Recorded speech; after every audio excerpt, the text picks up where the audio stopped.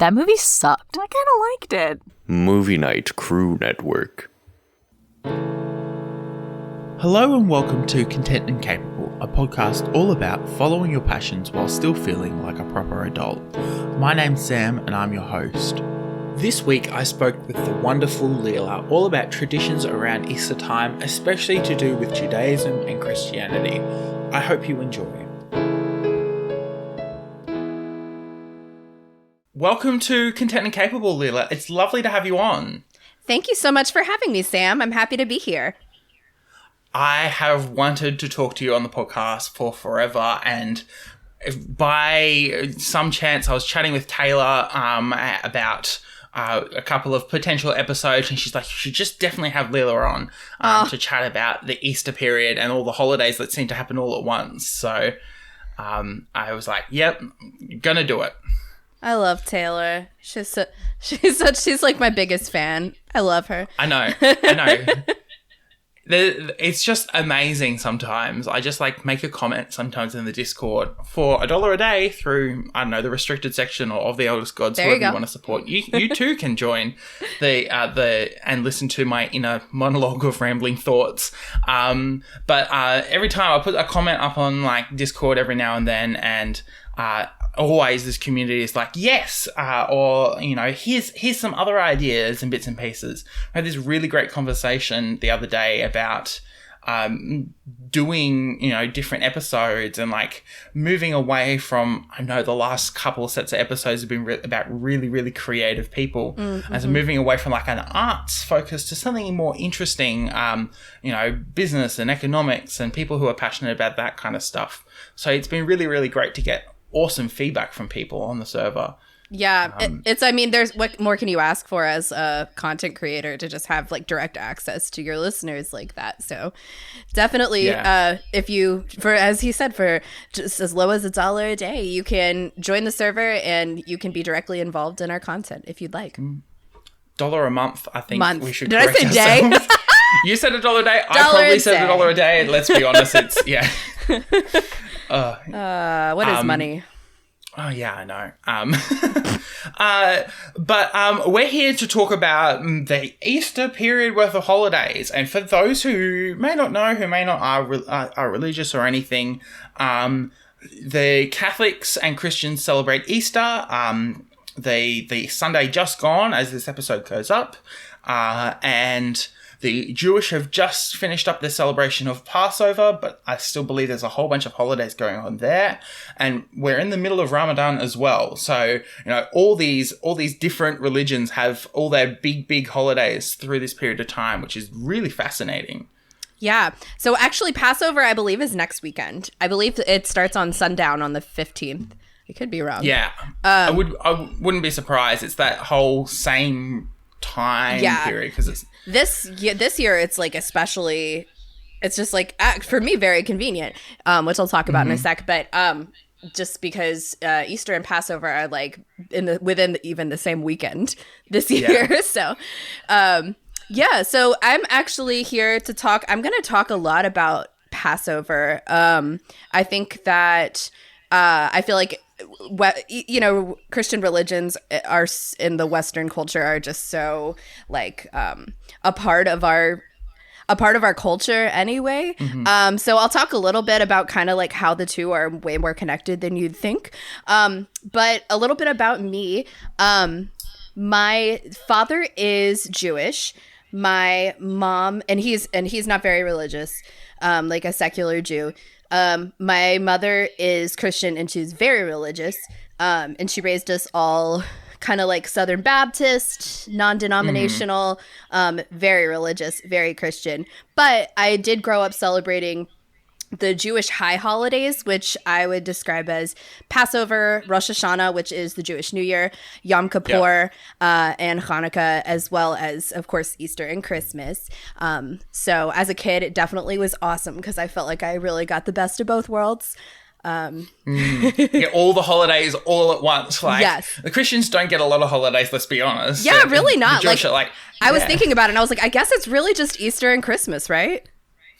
It's different slightly for Catholics. So for context, I've been born and raised a Catholic. I literally have just walked out of a mass this morning for what's called Palm Sunday, which starts what we call Holy Week. Okay.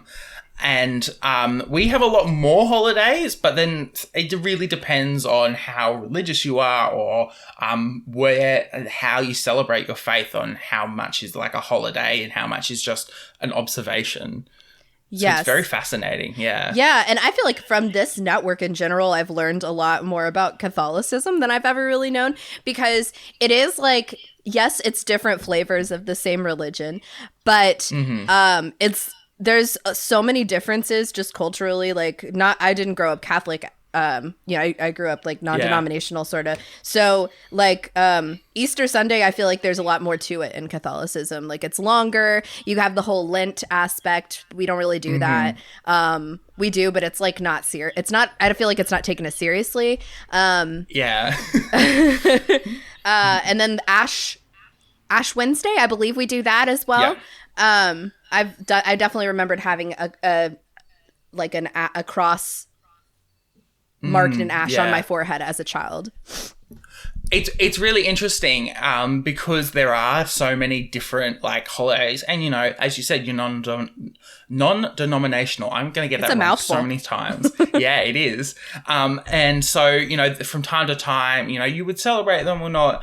And it's really weird because it's the same with Catholicism almost, because we have different branches of Catholicism as well, and then you can be different like.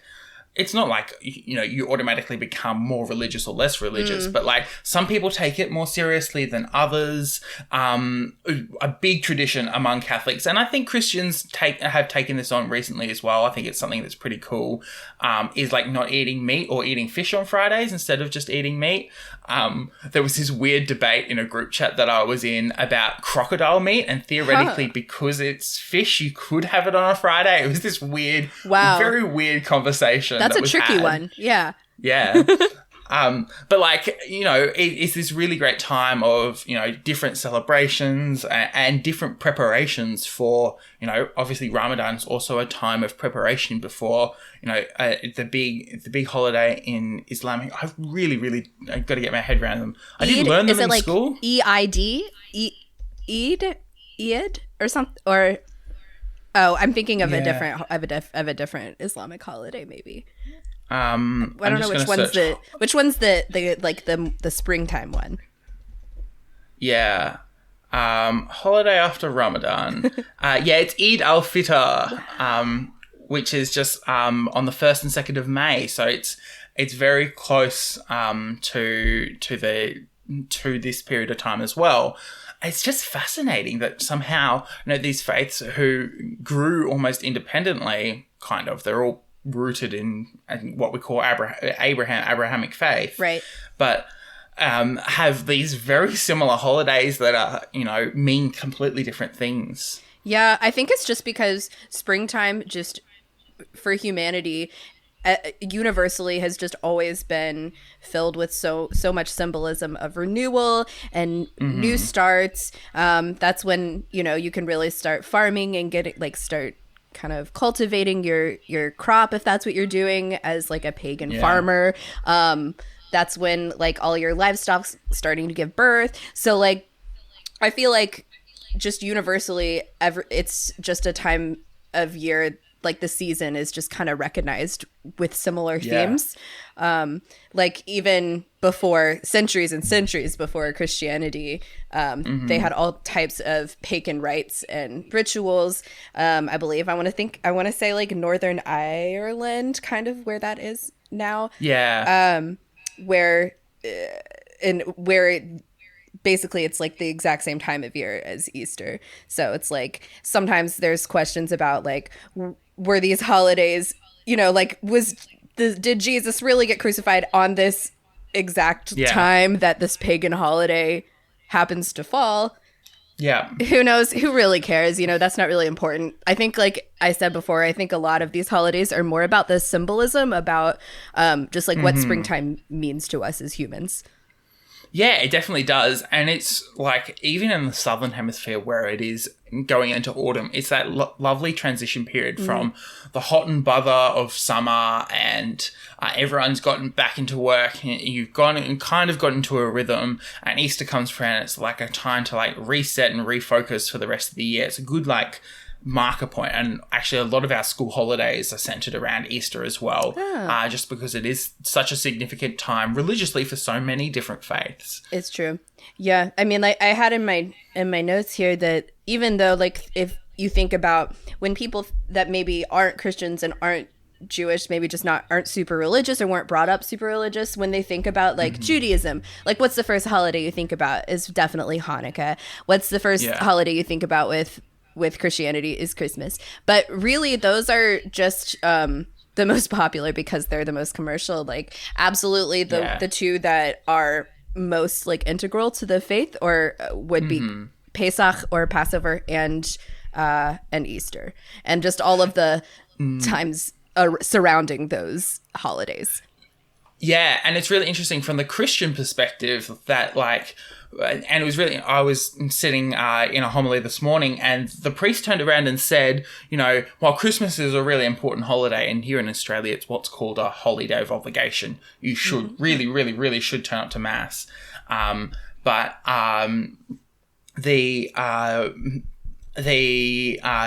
Christmas points to Easter, because Christmas doesn't really mean anything unless Easter has happened. Right. Right. And it's fascinating that I just never thought of it in that way until this morning. Yeah. I will say, so like after all of that really kind of, I wouldn't even say being raised half and half. It was probably more like 70-30, maybe more than that. 80-20. My math is I can't. But definitely heavier on the Christianity than the Judaism. Because like I said, my dad was not very religious. My mom was super religious. And so my dad sort of converted to Christianity, and we just mostly celebrated that. And then we did the high holidays, like I think mostly for like my grandparents' sake. But as I got older, unfortunately, I just started to notice some patterns, just like even personally with differences within Christianity and Judaism, even like how specific family members would treat me and accept me, judge me or not judge me. And I just started to identify more and more with my Jewish side, which is not how we were raised. None of my other siblings are like that at all. They're very, very Christian, which is fine. I just kind of I got a little all churched out at one point, as they say here. And I just like really felt like just didn't feel like myself or welcome in that situation anymore. So then when I turned and basically, without getting into specifics, like there was a holiday a couple years ago that I was having some real like beef with my family, and I was like, this is going to be horrible. I don't feel like I want to spend time with them really for Christmas, but I don't want to be alone and not with my family. What do I do? And so I just went up to Baltimore and stayed with my Jewish family for Hanukkah, and they just like asked no questions, listened if I wanted to talk, were always there to just hang out, included me in their like day-to-day like errands and activities, and just like made me feel included and safe in a way that I had not unfortunately felt with my Christian family members.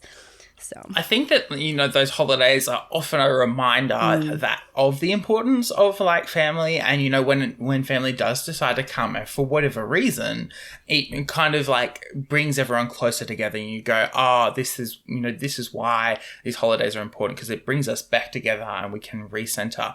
And don't get me wrong, I've had many issues and many times where I've not felt welcome in the church, and I've turned around and gone, I really don't want to be here. And I've had to work through that stuff and work around it sometimes. There are still members of my family who judge me for the work I do, and have decided to not condemn me, but I've been disapproving. And so it does make it very hard to turn up to those family things and you go, how you've been going, what have you been up to? And you answer, I've been working at the radio station.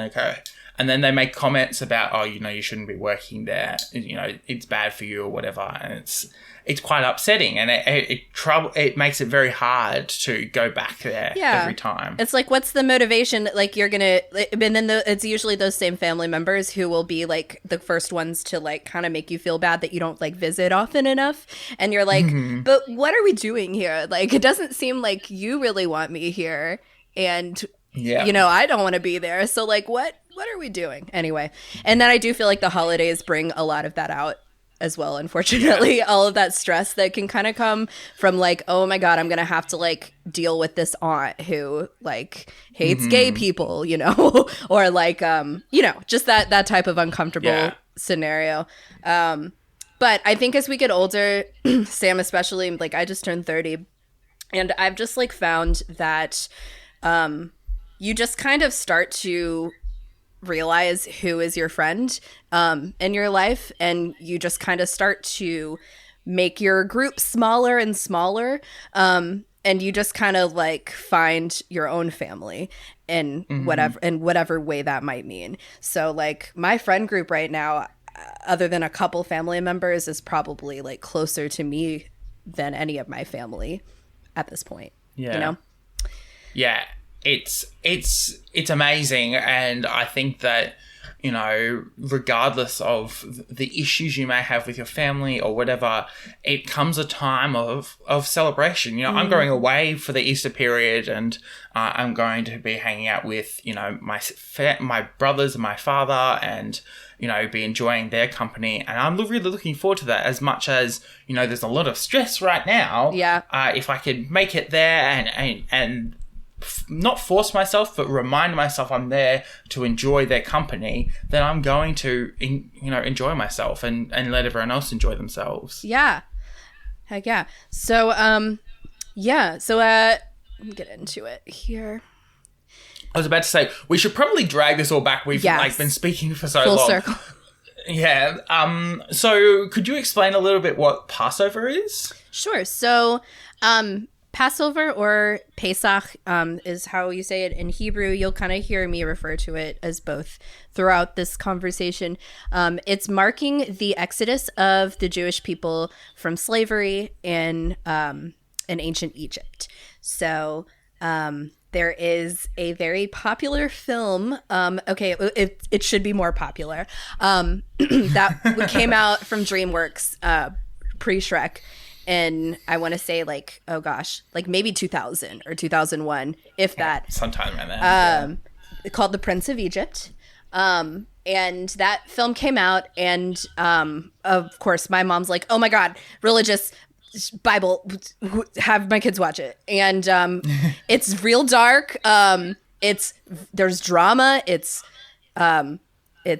like horrifying at times. It's beautiful at times. And it's just chef's kiss. It's just the best movie ever. And that's like when that movie came out, I remember a lot of my friends like watching it in horror and just being like, what is this? Like there's like plagues coming, and like the firstborn child is like in every household is dying. They be wiping lamb blood everywhere. Like, what the fuck is going on? And I was like, Judaism, man. Like, it's a carnal religion. Like, it's a religion that's based in ancient practices like that. And it's the type of stuff that during our Passover celebrations, it's always just talked about in such a casual way. And I think that is just like such a great way to summarize kind of like the Jewish experience, especially like to be a secular Jew in America. You just have this like dark mindset because of all of the stories and like kind of like the background of every single thing, like ritual and holiday that you do. To other people that aren't used to that, it seems horrifying and like quite macabre. For example, so during Passover, what we like to do is typically do something called a Seder. It's not like the Greek one with the horns. It's Seder, and Seder just means order. So it's a meal. It's like a meal and a performance, like think like really shitty, sad dinner theater. Okay. Yeah. So like, there's like a script on each table that everybody kind of like has a part that's assigned to them. So like if you bring a friend, they're getting a part assigned to them, and this thing they'll give your like your non-Jewish friend like the English part to read. Like everybody gets involved. And so there's a lot of like hand washing rituals, candle rituals, the usual. But then there's some very interesting things that were always like really memorable to me as a child that I just wanted to talk about. So a big symbol of Passover is the Seder plate. So it's like this round plate that has all these different like foods and objects that symbolize specific things. So I started to realize kind of like how hilariously macabre this stuff is when I started dating Jason, who is at 6'3" and very blonde, just like always just like he's just such a funny sight at these events with all of my like short swarthy relatives. But I remember, so okay. Something on the plate is maror, or bitter herbs. It's like a bitter herb, basically, that symbolizes the bitterness of slavery. So you're supposed to eat that. Then karpas is a non-bitter vegetable, typically parsley, that is dipped into salt water. The salt water symbolizes the tears of our ancestors. I mean, that's like pretty metal, right? Like, yeah. It's like, let me dine on my ancestors' tears. Then there's another thing that's eaten, which is called charoset, which is delicious. It's like a fun little mix of a fruit. Usually for me, it's been apples, like chopped up, mixed with orange juice, red wine, nuts, and cinnamon and sugar. And you spread it on top of matzah, which are, it's unleavened bread, just like big old crackers. And that symbolizes the mortar that was used to lay the bricks in ancient Egypt. So it all ties into like slavery. Like, I know, so fun. Then the roasted shank bone, which is like kind of an odd thing on there. It's literally just like a roasted bone. It symbolizes the sacrifice of a lamb whose blood had to be painted on the doorway of each enslaved Israelite's house.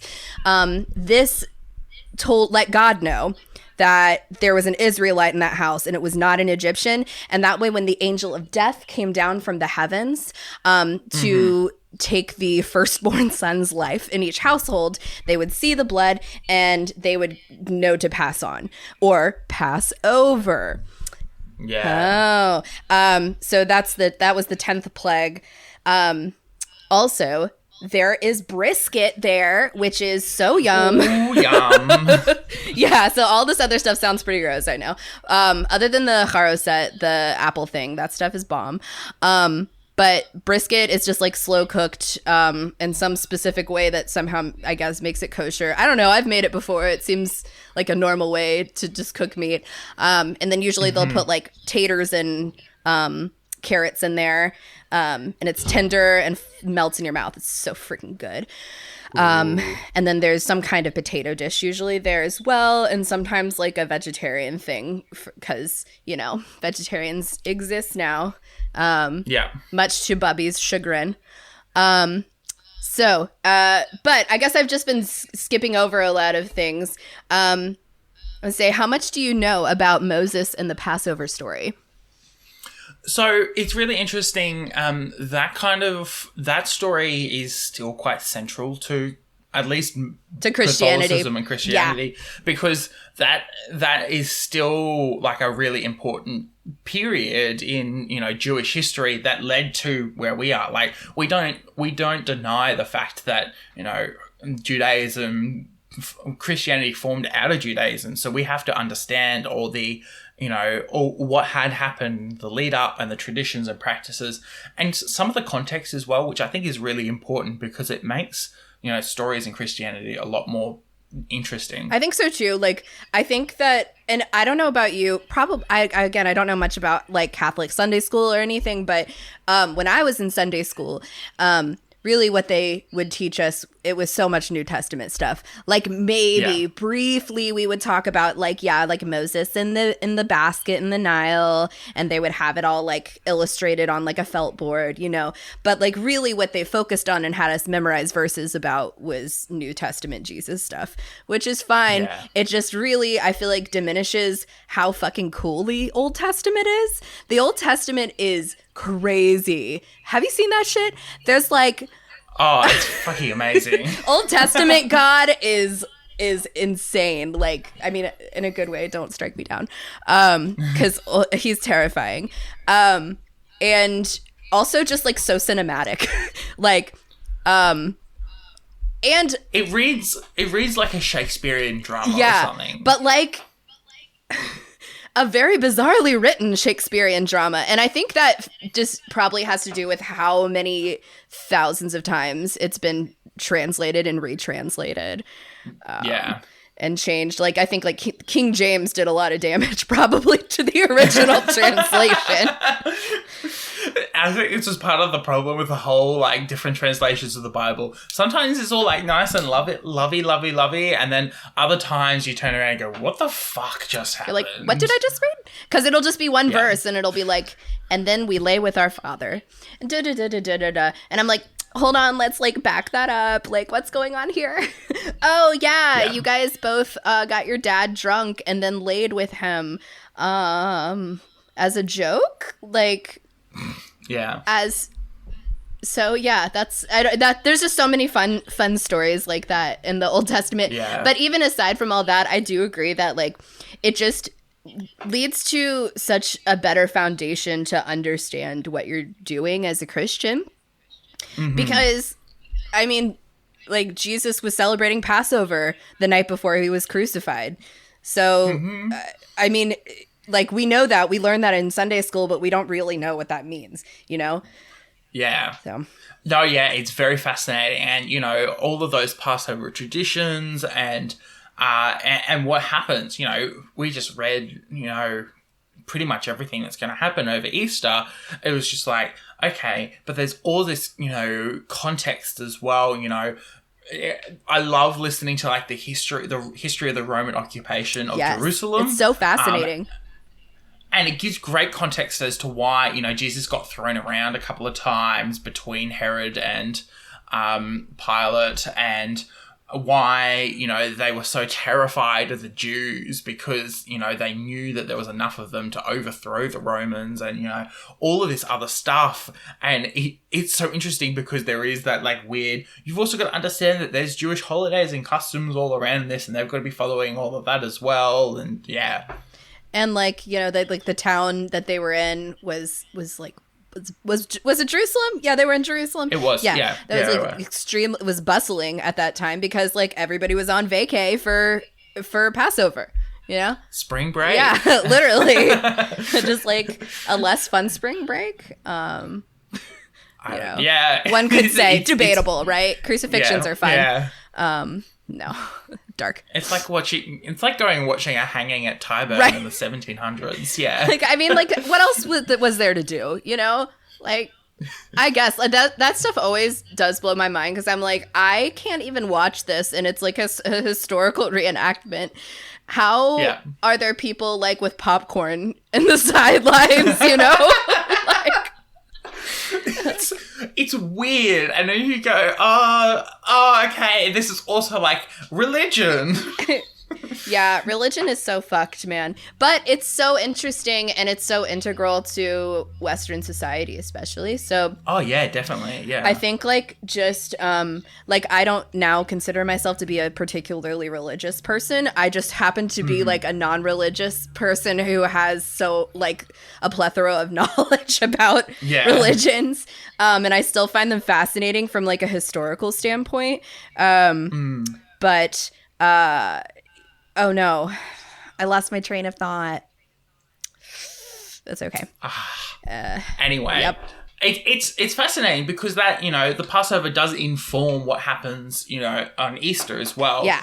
We still, Easter is not the same date every year like Christmas is. Yeah. Or it's not like the same amount of weeks into the year. It depends on the moon and the equinox and bits and pieces still, just like, the Jewish tradition.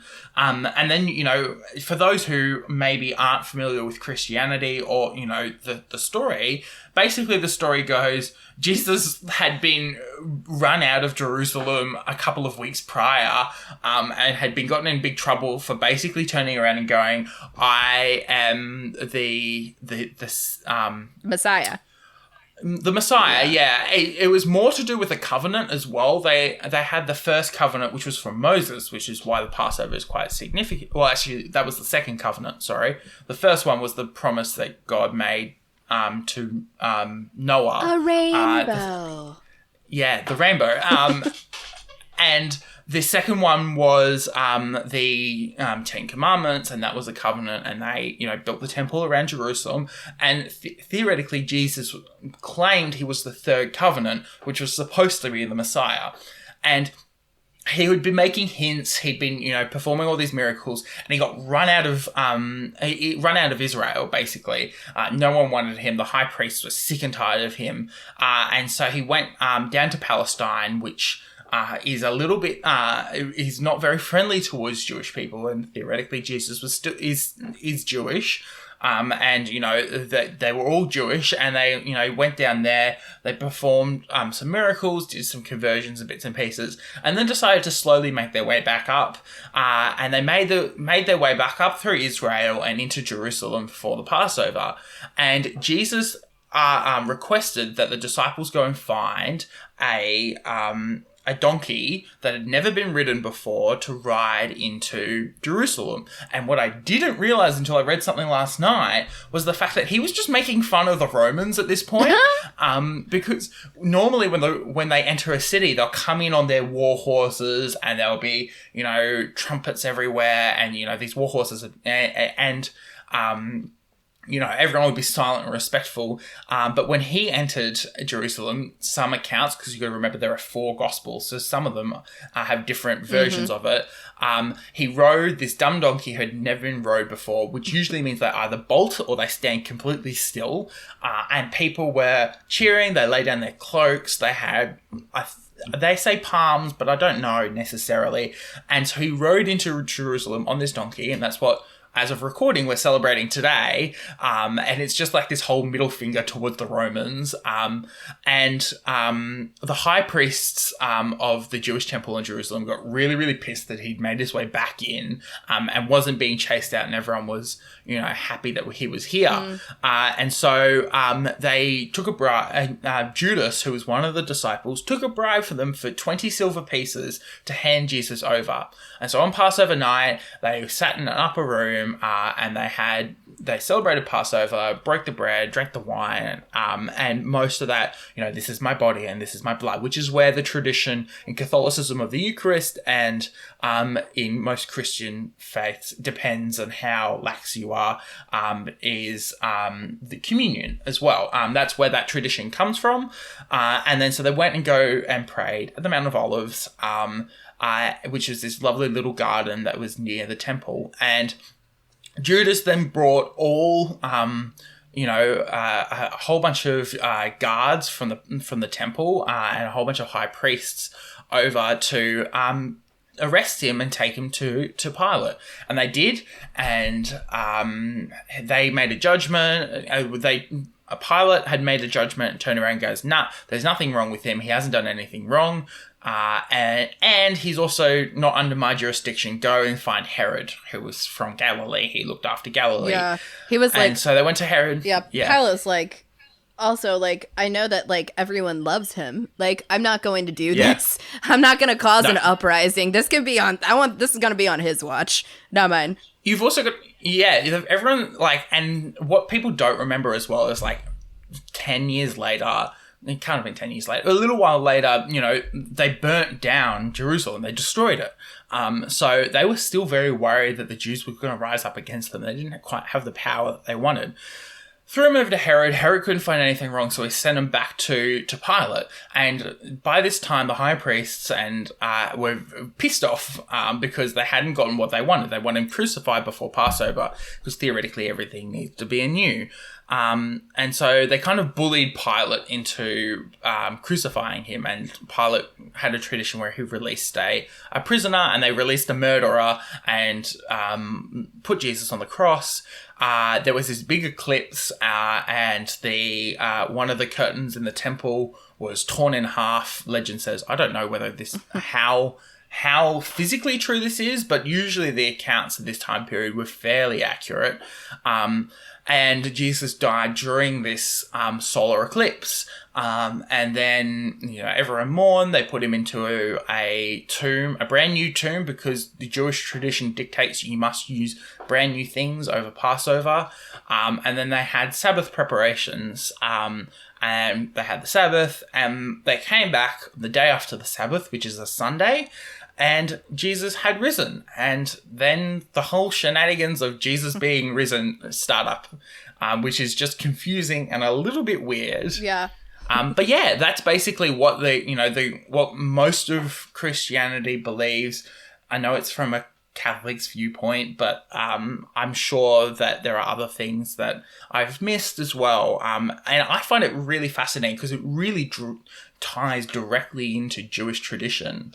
It does. I know that at my a fun fact. And I guess they have contemporary Christian churches in Australia as well. I call them we call them flannel churches. That's the type of church my parents go to, where it's all our God is an awesome God, he reigns, and there's an awesome drummer, and you're like, this is kind of sick.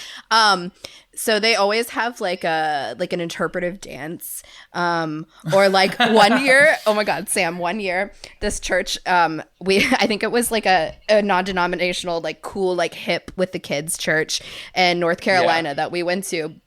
And they did, they put Evanescence's "Wake Me Up" as the soundtrack. And they did a slideshow that was just I think clips of different Jesus movies. There was a little Passion of the Christ in there. There was a little random other Jesus movies, and then also random clips from Nick Cage movies. I don't know how Nick keeps making his way into this network. Damn you, Christina. But stop it, Christina. It would be wake me up inside, and Jesus is carrying the cross down, and then at one point they show Nick Cage jumping off the side of in National Treasure, when he jumps into the water. I'm like, what is happening here? And then I remember at the end of it, everyone clapped and was like, that was amazing. And my mom was like, that was so good. And my Nana's like, that was so beautiful. And I'm like, guys, I felt like this maybe a smidge tone deaf. No? It's interesting because, and I hate to mention it, but Hillsong comes from Australia. Seems like the worst of, every aspect of our lives comes from Australia. The worst church. Oh, no, I wasn't agreeing with that. I didn't know that's where you were going. Sorry. But Hillsong is one of those churches, and I went to a Lutheran high school, so I definitely saw the non-denominational interpretive dances. And didn't quite get the Nick Cage PowerPoint, and I wish I had that. I think that would have been a lot of fun. It was definitely the most entertaining Easter service I've ever been to, for sure. There's some crazy stuff. I also was when I was in high school, I went to a performing arts high school, and it was zoned in an area of Richmond where I was basically the minority in all of my classes. And we, my friend Rayvon, who's my best friend now, he heard me singing backstage or singing to myself at one point, and was like, you should really join gospel choir. And I was like, is that okay? And, you know, like, that sounds great, but like, would that be okay? You know? And he was like, yeah, like, please come. And I ended up like loving it and having like great friends with them. At one point, my senior year, I was like the president. It was weird. It was a weird time. But yeah, I ended up going to a lot of Black churches actually through that experience, which I think I probably would not have otherwise. And that's a whole different ball field as well. Talk about interpretive dancing, talk about emotional art, like that really opened my eyes up to like even a different way that Christianity is celebrated. And like an Easter service at a Black church in America, let me tell you something, Sam. That sucker, you better clear your schedule. That sucker is going to be 4.5, 5 hours long. I'm not kidding. And yeah, it's better than and this is the one thing I lament about Catholicism. We used to like have a family holiday over the Easter period. We're all going to go to mass. We may as well do it all together, enjoy the Easter period together. We had to stop doing it because as Catholics, you go to mass on Thursday night to celebrate, it's the celebrating of the Last Supper. And then Friday at 3:00, which is then celebrating the death of Jesus. And it's what we call a service because it theoretically from Thursday through to Sunday is just like one mass. Anyway, and then you could either go on Saturday night for like the Easter Vigil or on Sunday morning, and you would go and it would be, you know, the big celebration. And every one of those would go for like an hour and 15 minutes, an hour and a half. The Friday one especially would go for almost 2 hours. And that's like the really intense one too. Yeah. Yep, and like it's got like 3 distinct sections of the mass, and it's like I used to altar serve when I was a lot younger, and we would at least one of us would faint at every one of those masses. Oh my god! And because it's like still quite warm, and you have like 150, 200 people in this small church, and you're wearing, you know, what you would normally wear to church, plus these robes on top of it, and you know, especially on Friday, we wouldn't be eating a huge amount, and so we would also forget to drink water. Oh my God. And so we'd just be like completely dehydrated and but I think I'm gonna have to go back to the US again after this planned trip that I've got in my head. I'm not telling. Well, I'll tell you details, Lelia, but I don't think the guests need to know. But I'm looking at going in July in that like weird period there. So from like after the 4th through to the end of July. Yes. And I'll hang out. Yeah. Every time you say that to any of us, I already know this because of when we talked before at the happy hour, but like I remember everybody was like, but that's the worst time to come to the US, it's so hot. And you were like, it's literally like the same here and I'm fine with it. And like you know what I was just like, this is just we can make this a sidebar. I think one thing you'll want to do when you come is pack like more jackets or sweaters than you'd anticipate because everything and every home, it's just the norm is very, very air conditioned in the summer. Every business, every restaurant, everywhere you go, you will be blasted with AC. And like I'm used to it, but I've seen any other people like my cousin who lives in Israel now. It's not really like that there, which you can if you can imagine how freaking that hot it gets there with no AC. And she comes here and is just like freezing her balls off everywhere she goes. So yeah, pack warmer than you think. Definitely. Yes, it's going to be like all seasons weather. But yeah, no, it's so fascinating because we do like end up, you know, there at, you know, and we weren't spending time as a family, so we decided to like not do it anymore. But I would definitely want to go to a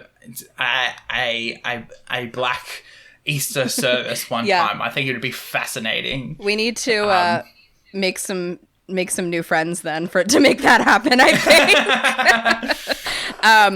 Yeah. I was just about to say. But like we decide what services we're going because we're like I'm from a family of musicians. We decide what services we're going at our parish depending on who's playing the music. Ah. Like, So for Christmas, we don't normally go to like a 6 p.m. mass. We go to like an 8 p.m. mass because the 6 p.m. mass is the children's mass, and it's often got like children singing, which is great and all. It's lovely and cute. However, us as not to a musician. Half of us, no. It's like help.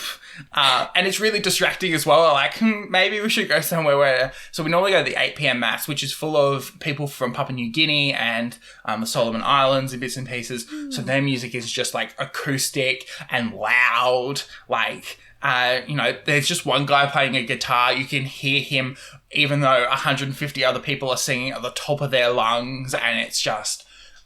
it's some of my favorite music that I've ever sung has been in that church. Wow, that sounds so much better than Shout to the Lord, white people music. It's very interesting, the whole like white people versus other cultures music. It's almost like Spice. It is. It's like add a little something in there, like yeah. Just like, I mean, if you listen, so like my mother's favorite and pretty much only radio stations she will play in her car are like contemporary Christian. And when I tell you that, like, I've lived my whole life with this woman. I've listened to these radio stations my whole life. I know a lot of Christian music.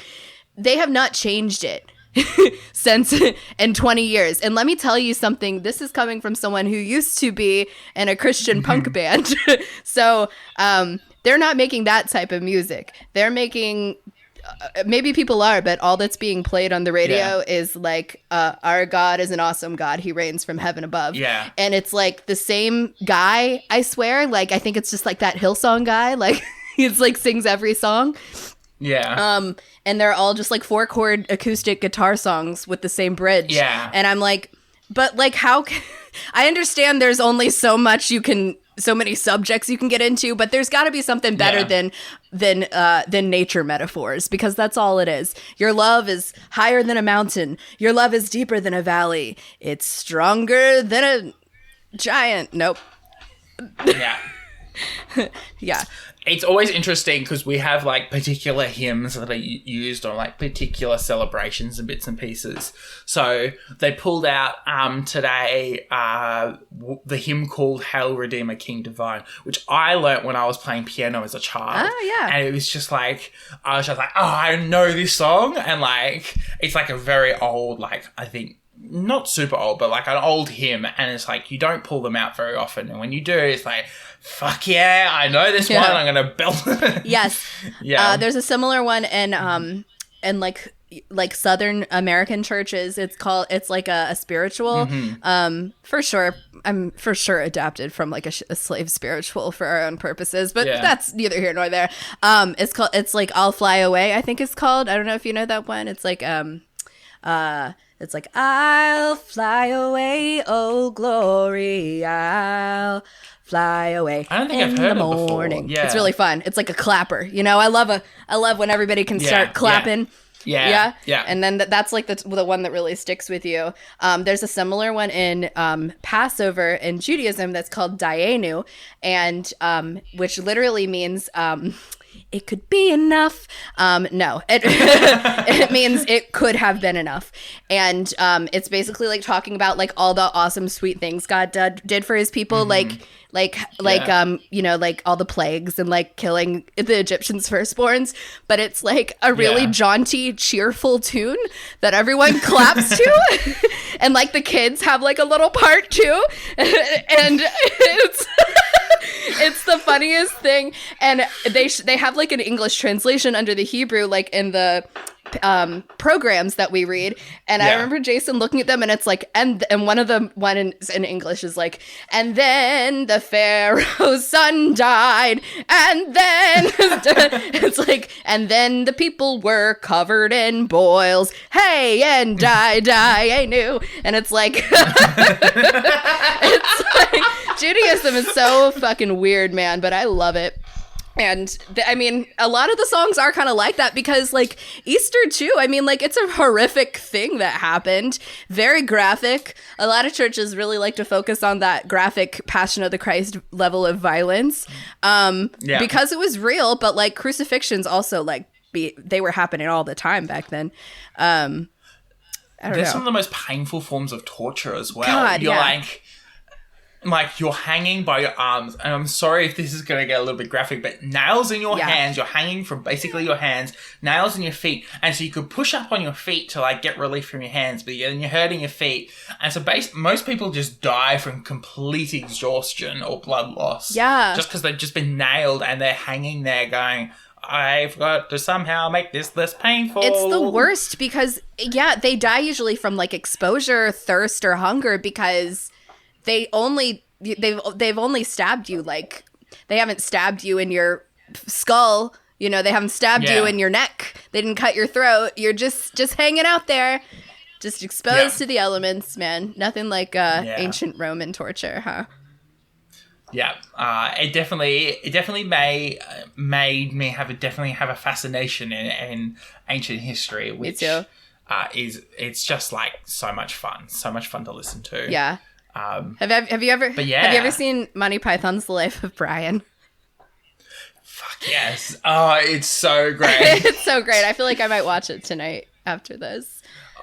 It's one of those things. It's just, like, ridiculous on a level that, like, reminds you how ridiculous, like, what has happened, right? And what happened for these facts. I love that. I love that type of. Well, I mean, like, obviously, Monty Pythons are comedy legends, but I love any type of thing like that can kind of, like, just, like, poke fun at itself because. Religion is crazy. Religion is nuts, man. And those stories are crazy. And there's plot holes, you know, like you said, there's 4 different accounts of what happened. Every single one has different details. Like, what really happened? I don't know. But Life of Brian is amazing. I highly recommend everyone. That's my plug for today. Is Life of Brian. Life of Brian and Prince of Egypt are my 2 plugs for today. They're definitely amazing. Starting to wrap things up here. For you now, you know, you said you've had, you know, your journey with Christianity and Judaism. What does your Easter celebrations look like now? So, should say Eastertime. Yeah. I typically will do Passover with my family in Richmond. I'm super excited because my cousin / best friend, who her name's Cassidy, I mentioned she lives in Israel. She's lived there for 2 or 3 years now, and it's so expensive to come back and forth, so she doesn't get to come home much, and she's gonna come home, like, right in time for Passover. So I'm gonna get to celebrate with her and my other Richmond Jewish family. And we'll do, like, a Passover Seder, we'll do Dayenu, we'll do all that fun stuff. And then for Easter, I may go to church with my mom, you know, but I really don't do a whole lot of celebrating Easter anymore, honestly. It's like Passover and then, like, Prince of Egypt, get drunk watching Prince of Egypt and, like, you know. And it's accurate, you know. It's fascinating. I'm sitting here a little stressed because we're going mountain biking, and, like, it's like fitting that around everything else, and, you know, everyone will go out every night, so it's like, you know, the 7 p.m. service on a Thursday night, that is the one service on a Thursday that we can go to. It's like, gotta go there, and then we've got the 3 p.m. on a Friday, and then, like, oh, which one on Sunday are we doing? And, you know, it's all these, like, different questions. It's like a logistical nightmare. And, you know, on one hand, I'm like, I'm just not going to worry about it. I'm going to leave it until we get there. Yeah. On the other hand, I'm like, I got burned last time. I missed Easter Mass. I feel really, really guilty What admitting happened? this. But so I was in Alice Springs again, watching the mountain biking. My brother was competing. We made it to the Thursday night Mass. They had 12 altar servers, little kids. It looked like the 12 disciples, basically. It was... Wow. Cute, but yet very chaotic. And then we went to the Friday one. It was at 3 p.m, which was great because it's, like, around lunchtime. And in the desert, you basically do nothing between the hours of 11 and 4. Yeah. So it was like, we did that one. And then on Saturday, they'd raced and there was a get-together on Saturday night.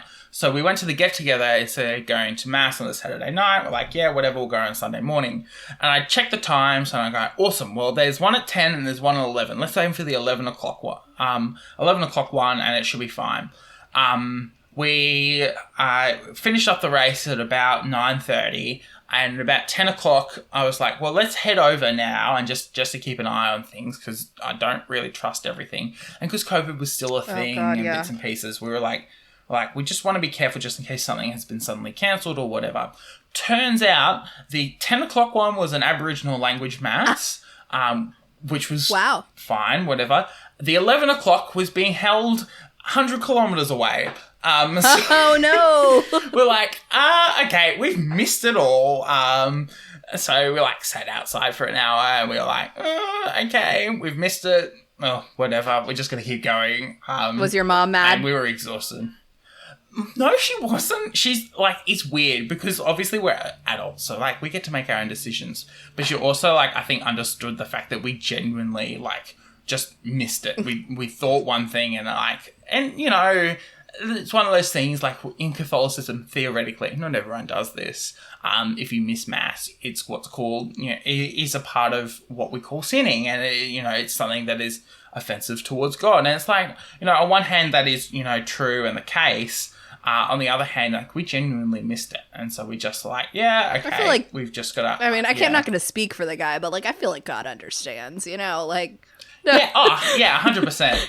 And it's we weren't doing it on purpose or anything. We definitely had made an effort to get there. It just was a comedy of errors that kind of left us there.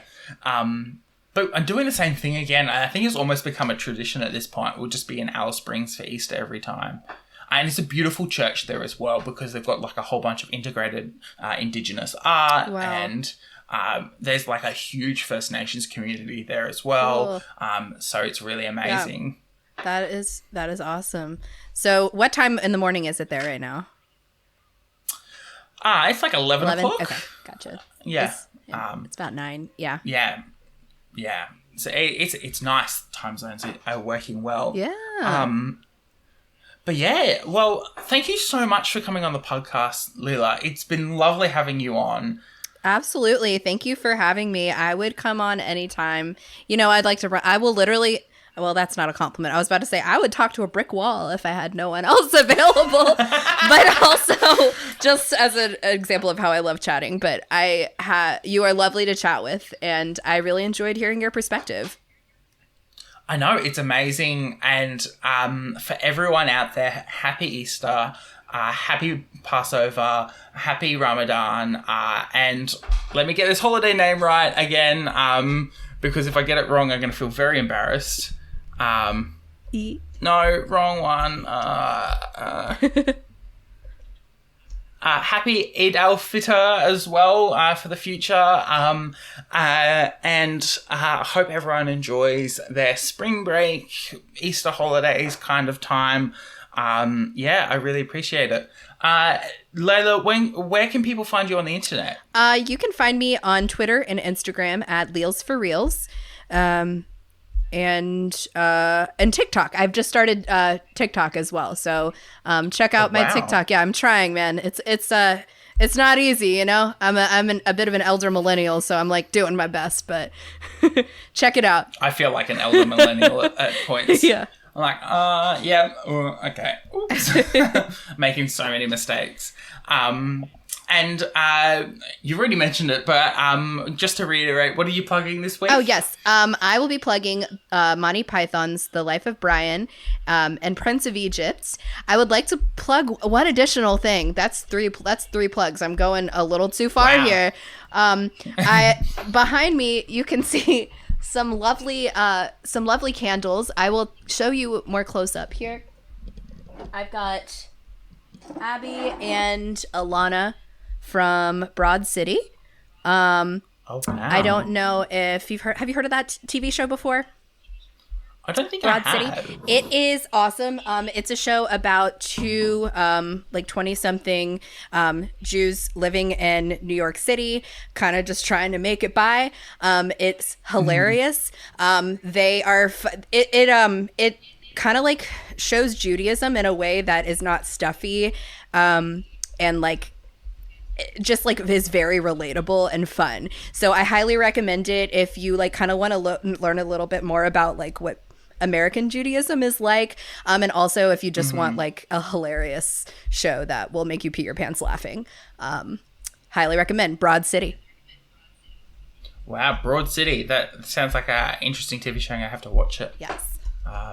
Sorry, I'm hurriedly writing notes because I'm very bad at listening back to this. Oh, shoot. I just gave you 3 things you have to put in the show notes.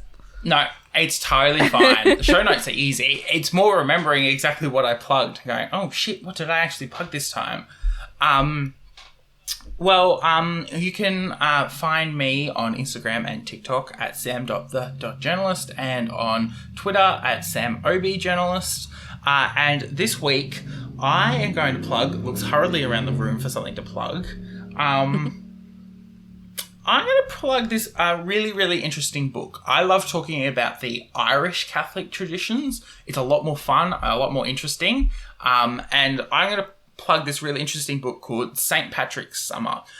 It's this kind of fantasy book where these 2 kids get visited by St. Patrick as, you know, as a visitation, and they have this journey on, you know, learning about what happened to St. Patrick, why he's so important to Irish Catholics, and also I learn a couple of things about the Catholic faith. It's a really fun, like, little explainer of, you know, kind of how the Catholic faith works. It answers some questions that some people often find it too scary to ask. It's really, really quite beautiful. I got it as a child, and it just has literally sat in my bookshelf as I've moved around. And it's just a nice reminder that, you know, the religion, most people in religion are really lovely and are more than willing to answer questions that you have. I love that. What's it called again?